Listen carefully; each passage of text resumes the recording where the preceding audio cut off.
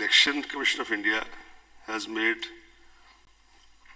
in fact, attempted a very comprehensive preparation for the conduct of election to the 17th Lok Sabha in a manner that is free, fair, inclusive, accessible, ethical, participatory, and also festive.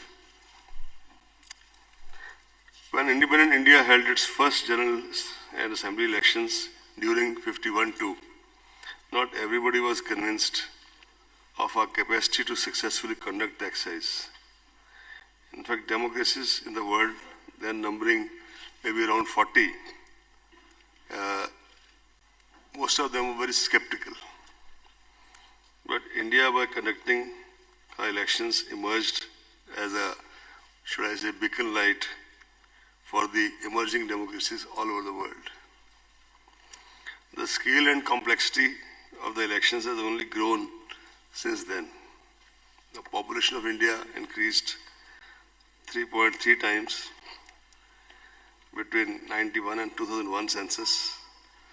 But there are other statistics also which have gone up sharply, as expected. Mahatma Gandhi said, democracy must,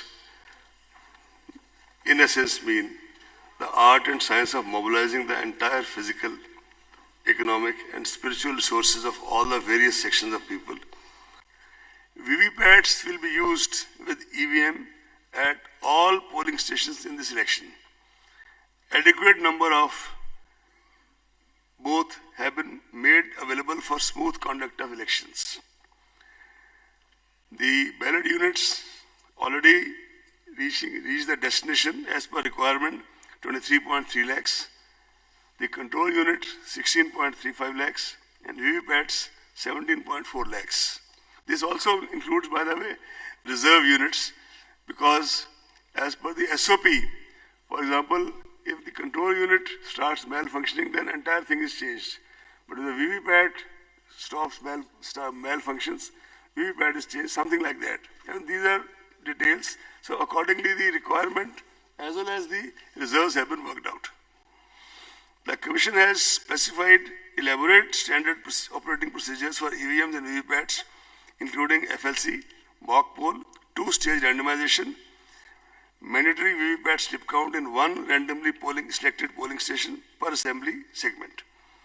There are very stringent security and administrative protocols related to the machines, including their storage movement, usage, as well as handling reserve and VVPATs. In fact, after these 4 or 5 anecdotal incidents of the last 5 poll-gone states, new, fresh SOPs have been issued for making the last mile transportation, even of the reserve EVMs, very, very stringent and rigid, including the putting of monitoring by GPS, etc. Consequent on the schedule of announcement of general elections through the press note, the MCC for the guidance of political parties and candidates comes into effect from today itself in the entire country. The Commission calls upon political parties and candidates to strictly adhere to the same. Elaborate arrangements have been made to ensure effective implementation of the MCC, and any violation, repeat, any violation will be dealt with in the strictest manner. All the candidates are required to file an affidavit in Form 26 along with their nomination papers, which includes information on their criminal antecedents, if any, assets, liabilities, and educational qualifications. As all of you are aware, recently all the proposals of the Commission regarding the expansion of and revealing more information, including of HUF, was accepted by Ministry of Law, and accordingly the Form 26 has been already revised and circulated all over. This format was amended on 26 February 2019.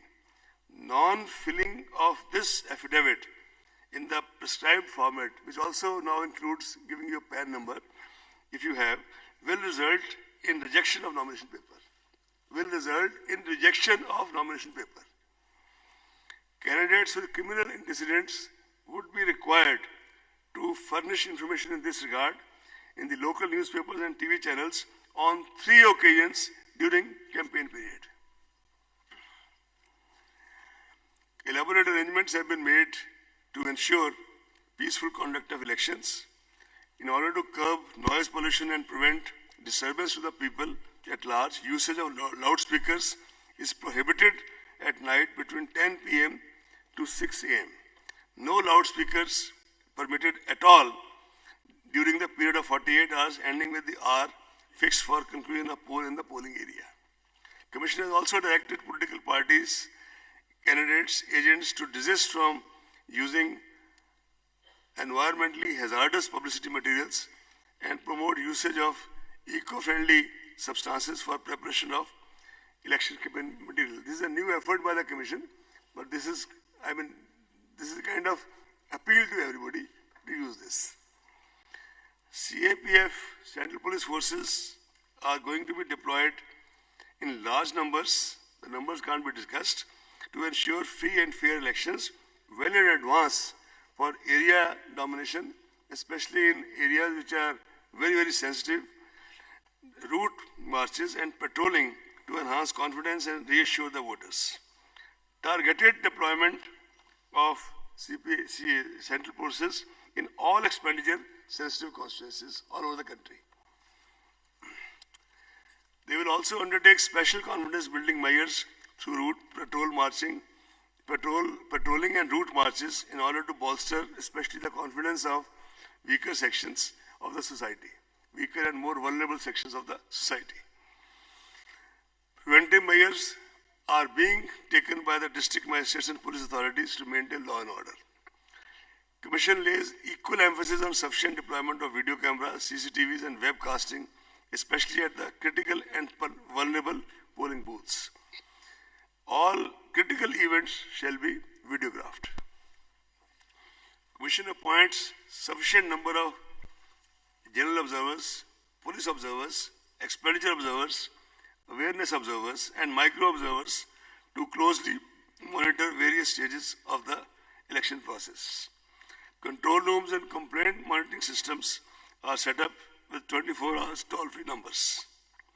In fact, on the issue of central observers, this time Commission has taken a conscious decision that wherever required in those states or UTs which are expenditure sensitive and wherever there are major security issues, we would be sending special observers of sufficient seniority and experience and standing and stature to these places.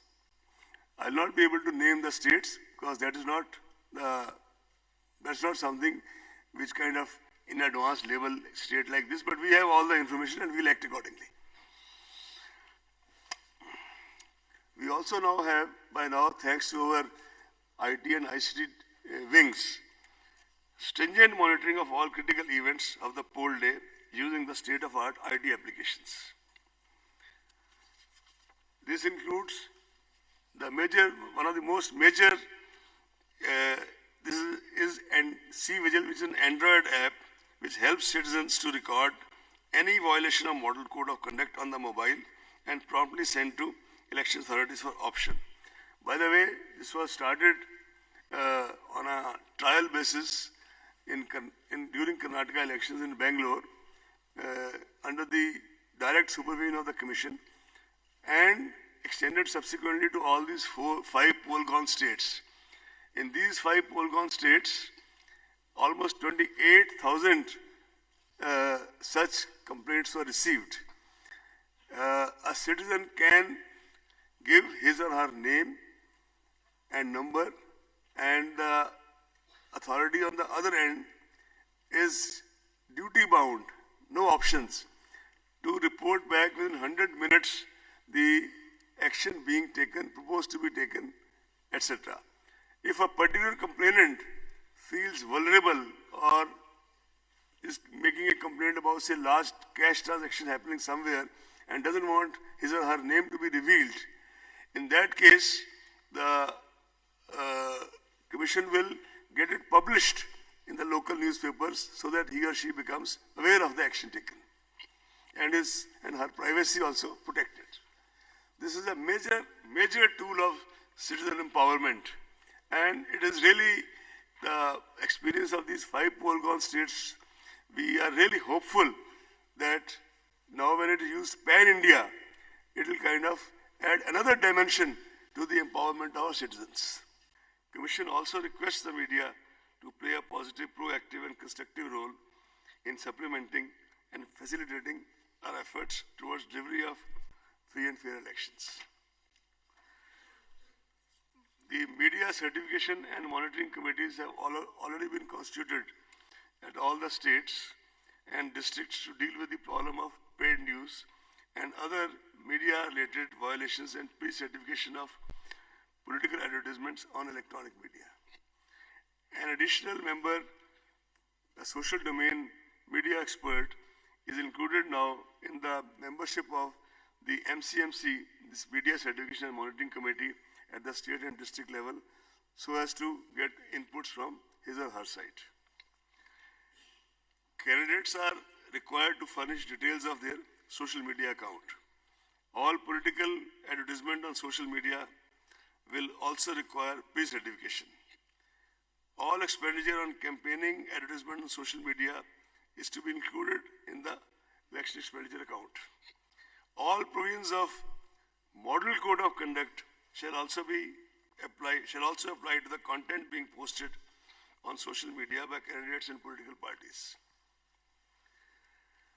And based on the recommendations made by the committee appointed by the Commission regarding the further enlargement of Section 126 of RPA in sync with the new media and deliberations made with the various other stakeholders, social media platforms, the major steps are as follows.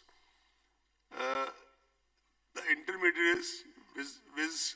Facebook, Twitter, Google and YouTube, have committed in writing to ensure that any political advertisement published on their platforms will be certified from MCMC.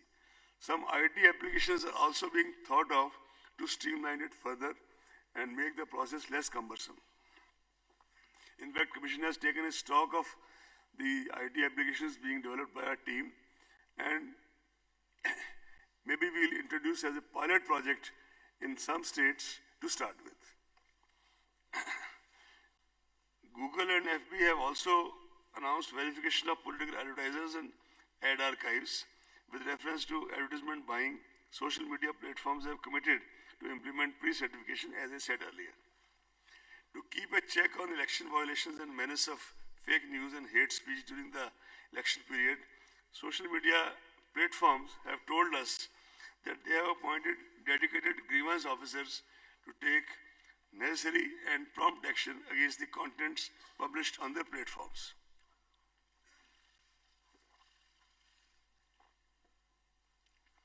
Social media platforms have committed to take action on any content reported by designated officers of ECI also, which violates various electoral laws.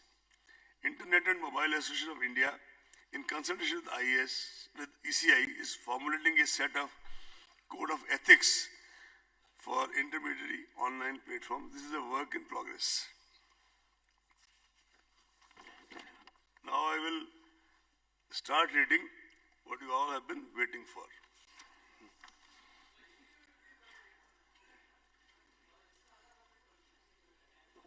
Hindi भी आती है और हिंदी का version आपको मिलेगा जब आपको press note मिलेगा. इंग्लिश के साथ साथ हिंदी का भी मिलेगा. इंग्लिश के साथ साथ हिंदी का भी मिलेगा जी. हिंदी हिंदुस्तानी सब आते हैं, ऐसी बात नहीं. Anyway, I'll read out the proposed phase 1. Before that, I would like to inform all of you that this time, instead of 9 phases, we have 7 phases of election. Phase 1, date of issue of gazette notification. Notification होने के gazette notification होने का दिन 18/3/2019 Monday. Phase 1, last date of nomination, आखिरी तारीख nomination की 25/3/2019 Monday.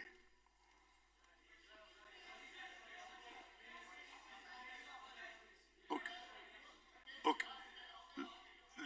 Last date of nominations 25th March 2019 Monday. Date for scrutiny of nominations 26th March 2019 Tuesday.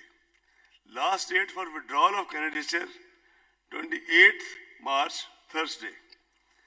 Date of poll first phase 11th April Thursday. Date of counting 23rd March Thursday. 23rd May 2019. Sorry. Or date before election shall be completed 27th May 2019. Phase 2. Date of issue of gazette notification 19th March.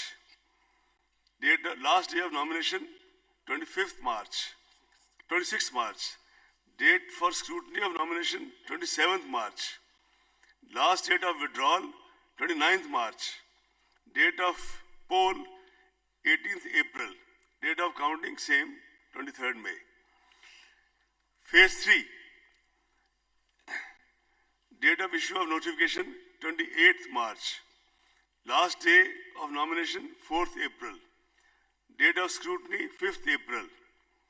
Last date of withdrawal of candidature 8th April.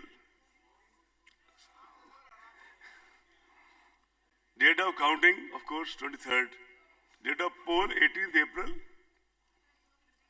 No, we are sending you all this by, after I have read it through, you are getting it out by soft copy, almost right away.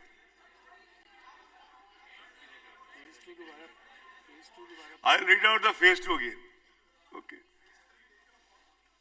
No, I'll read out the phase 2 again because she's asked for it. Sir, hello. Phase 3, okay, thank you. Phase 3. Phase 3, date of issue of gazette notification 28th March. Last date, we'll come to that after this. We'll come to that after this. That is the second statement. Last date of nomination 24th April. Phase 3, date of scrutiny 5th April. Last date for withdrawal of candidature 8th April. Date of counting 23rd May.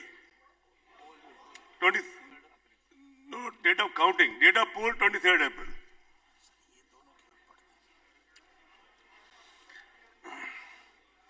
Phase 4. 23rd April. 23rd April. Is it clear now? Phase 4. Date of issue of notification 2nd April.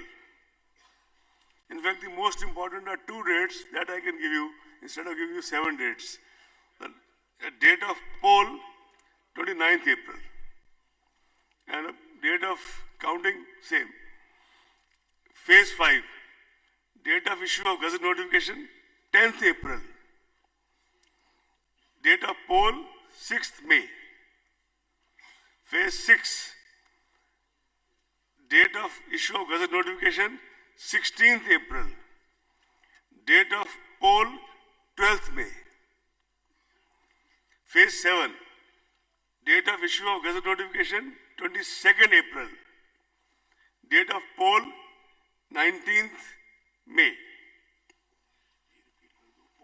And all, sorry, I will repeat the date of poll.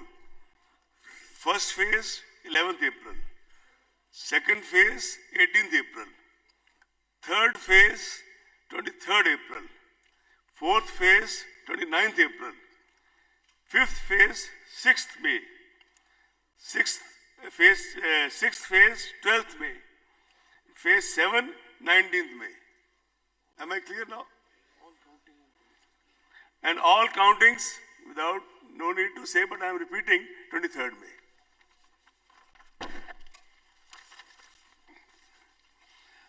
Now the Lok Sabha state-wise details if you want, or otherwise I will just tell you that in phase 1 there are total 543 constituencies, as you are all aware.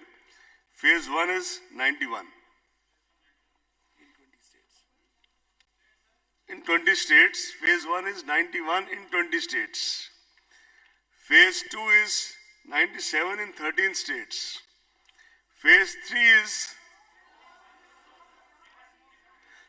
1 is 91 constituencies in 20 states. Is it clear? Phase 2 is 97 constituencies in 13 states. Is it clear? Phase 3 is 115 constituencies in 14 states. When I say states here, it also means states and UTs. Phase 4 is 71 constituencies in 9 states.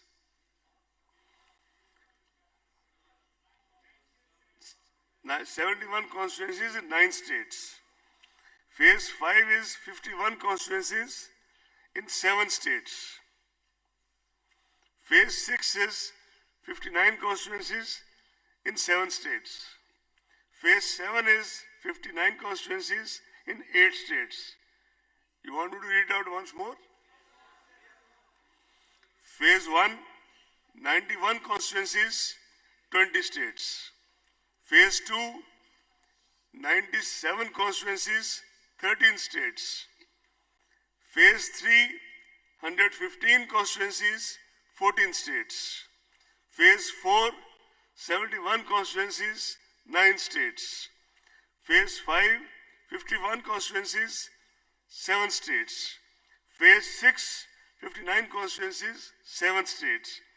And Phase 7, 59 constituencies, 8 states.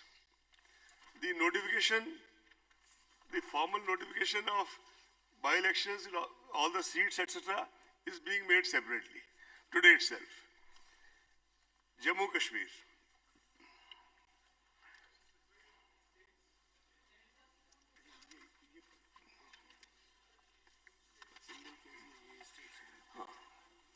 States going in single phase. Andhra, Arunachal. Before now reading further, it must be clear that they will be overlapping. Same state will be named maybe in 2 phases or 3 phases. But still I am reading, I start reading now. States going in single phase, Andhra, Arunachal, Goa, Gujarat, Andhra, Arunachal, Goa, Gujarat, Haryana, Himachal Pradesh, Kerala, Meghalaya, Mizoram, Nagaland, Punjab, Sikkim, Telangana, Tamil Nadu, Telangana, I said Telangana, Tamil Nadu, Uttarakhand, Andaman Nicobar, Dadra and Nagar Haveli, Daman and Diu,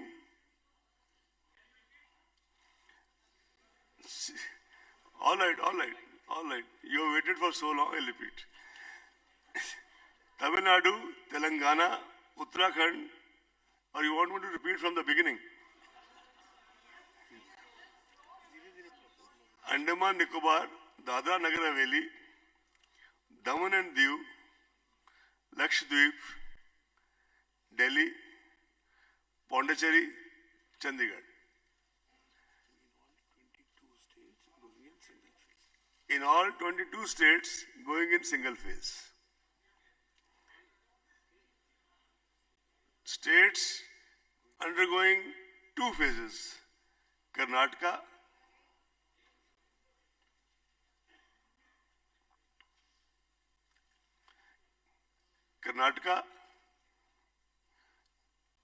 Manipur, Rajasthan, Tripura. States undergoing 3 phases. Assam, Chhattisgarh. States undergoing 4 phases. Jharkhand. 3rd phase, Assam, Chhattisgarh. 3 phases. 4 phases Jharkhand, Madhya Pradesh, Maharashtra, Odisha. Jharkhand, Madhya Pradesh, Maharashtra, Odisha. 5 phases Jammu Kashmir.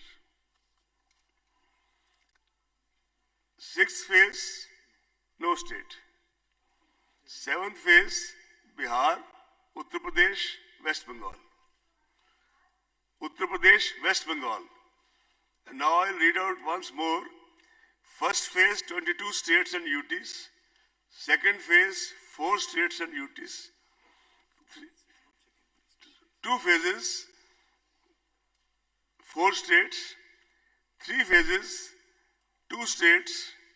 4 phases, 4 states. 5 phases, 1 state. 7th phase, 3 states. You see, the issue also is that there has to be ensured the movement of the CPFs from one place to the other, and they go by trains, etc., and then they require some time for initial settling down, which is how all this has been done. Andhra, 25, Arunachal, 2, Assam, 5, Bihar, 4, Andhra, 25, Arunachal, 2, Assam, 5, Bihar, 4, Chhattisgarh, 1, Jammu Kashmir, 2, Maharashtra, 7, Manipur, 1, Meghalaya, 2,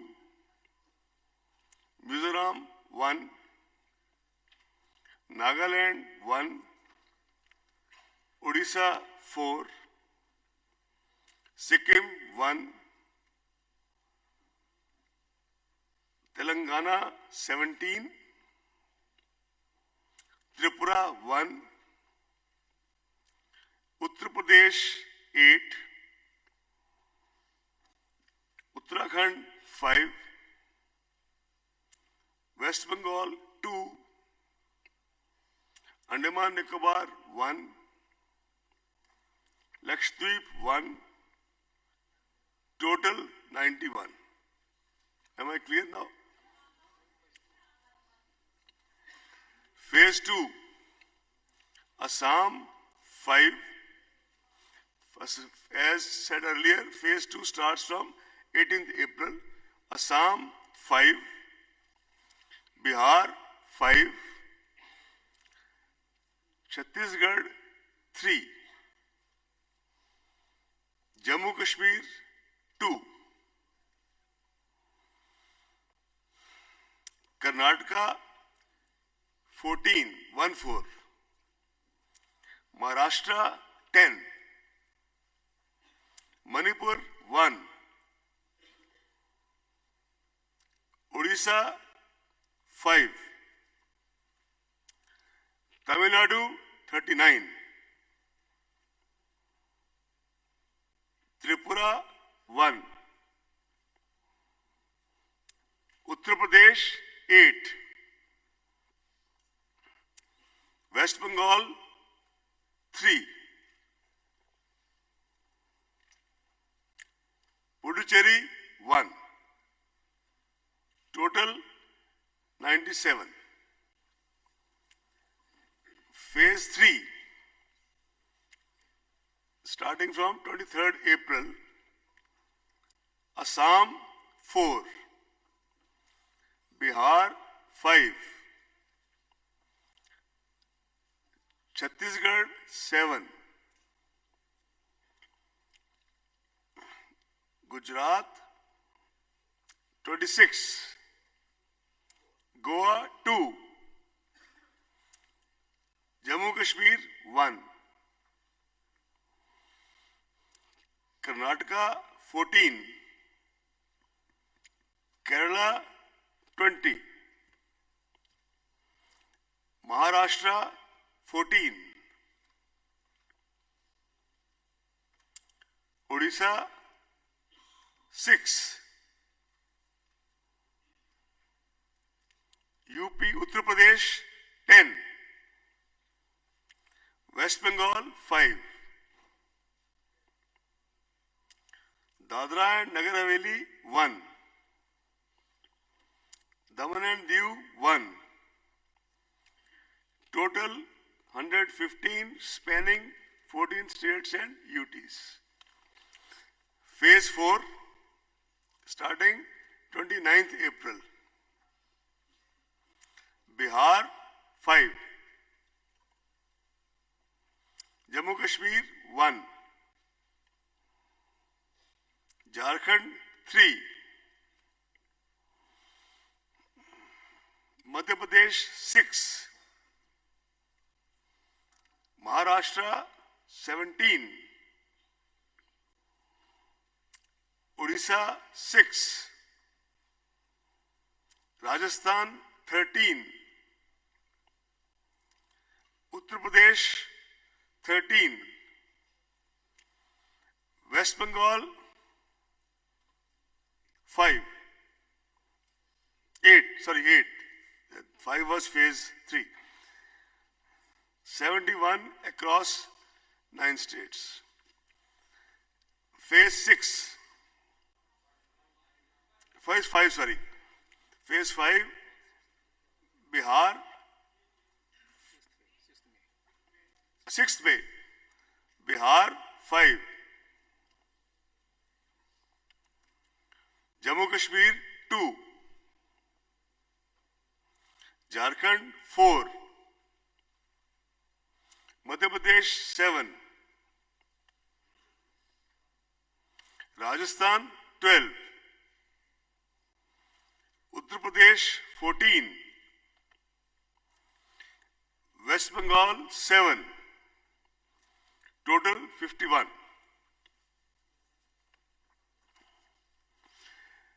Phase 6 starting 12th May.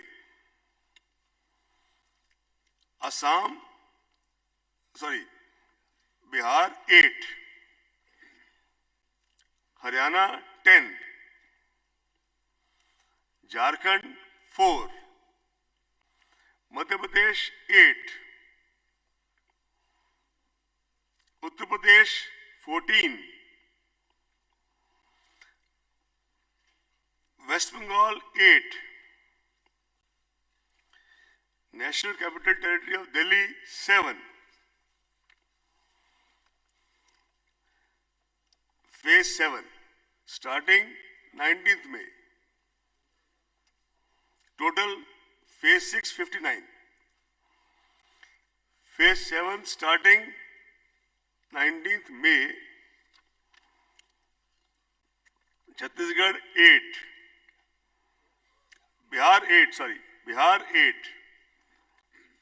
Not Chhattisgarh, Bihar, I stand corrected. Jharkhand 3. Madhya Pradesh 8. Rajasthan 13.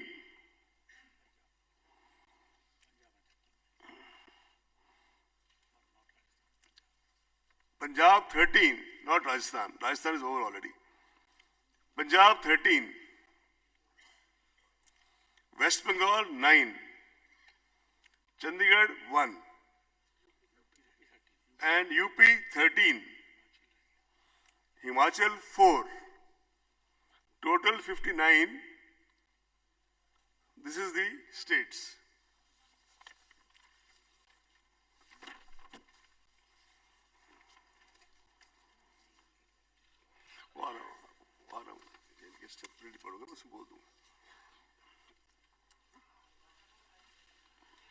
Sir, what about the Sorry? Sir? Assembly separately notification being issued. Sir, what about the Tamil Nadu states? 21 assembly seats are lying vacant. Do you have any decision has been taken? Decision has been taken and is being announced to the media.